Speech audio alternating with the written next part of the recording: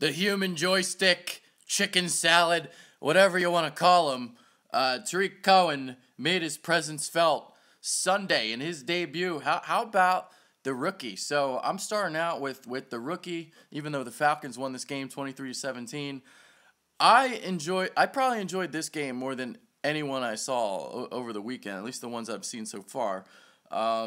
I thought the best game of the week was probably the Chiefs and Patriots, but this was second. I haven't seen Chargers Broncos yet, so I know that game was pretty crazy. So I'll watch that tonight. But this game I really enjoyed, and you know the vision of Tarik Cohen, the way he can jump cut is unbelievable. So 5 carries for 66 yards. He had that 46-yard run that I'm sure all you guys have seen by now, where he bounced back all the way across the grain and beat Brooks Reed, I believe it was, to the outside and gained a huge yardage. And he was huge. 8 catches for 47 yards. Also had a touchdown, you know.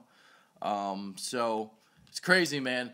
All of these running backs in this draft class are killing it, except Donnell Pumphrey. Jeez. I want to talk about this Falcons defense too. I came away very impressed by this Falcons defense. You know that this defense continues to get better each and every week. It's a young defense still. Dan Quinn really making his mark, man. I mean, Brooks Reed had a really strong game. Deion Jones was flying around everywhere. Vic Beasley had a couple sacks. I thought Robert Alford made a lot of key pass breakups. The Bears weren't even looking Desmond Trufant's way, so Robert Alford had a lot of action, and he actually fared pretty well. So he's going to get picked on a lot this year if teams are going to be trying to avoid Desmond Trufant on the other side. So it was about the defense, and I thought Austin Hooper made 2 big catches as well. One 88-yard touchdown. He was wide open, and he was able to rumble down the right sideline. And there was another play where he had a vicious stiff arm after the catch. So Austin Hooper, he was a fantasy football sleeper of mine at tight end heading into the year, and he's making me look smart already. So there you go. Bears defense, by the way, the 2 guys in particular that too many missed tackles for us. Got to clean that up. I was still impressed by the defense, though. You know, like I'm impressed. The reason why I'm impressed is because of how bad that Falcons defense was like 2 to 3 years ago, and for them to get, I'm not saying that they're the best defense in the league, but they impressed me because of the way that they fly around the ball, and it's not a top unit, but it's a pretty damn good unit, and I don't think people respect it enough. It's a good unit, and for the Atlanta, as great as their offense is, they don't need to have a great defensive unit. I'm not a Falcons fan. I'm an Eagles fan.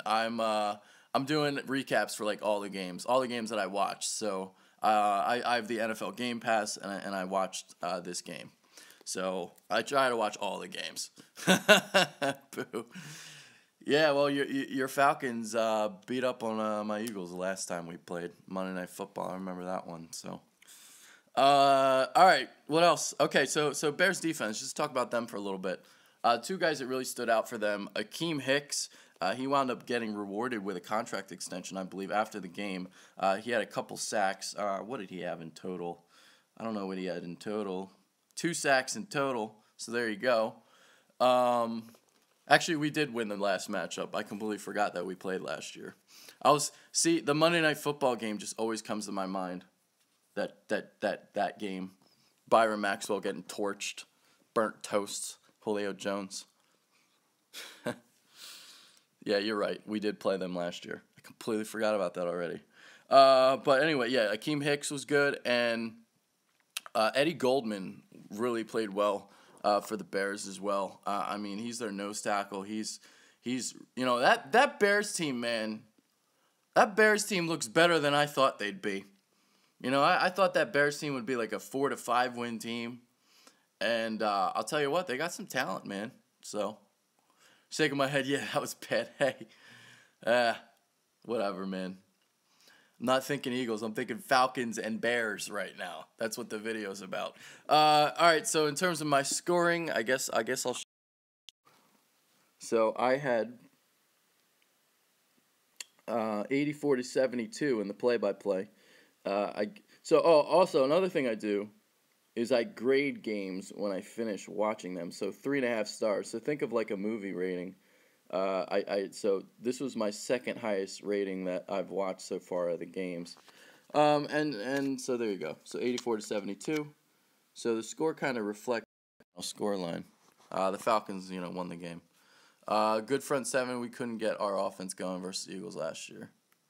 Yeah, the Eagles front seven was good in that game, and the Eagles were able to establish a running game in that game, something that they didn't do consistently.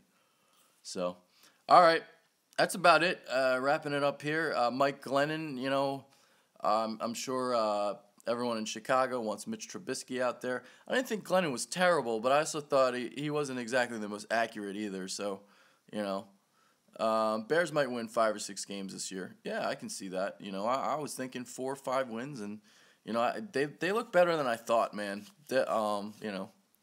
Tack versus Barnett, who's got the higher ceiling. I wasn't the biggest Tack McKinley guy, so I'll go Barnett on that question. I like Barnett's ceiling.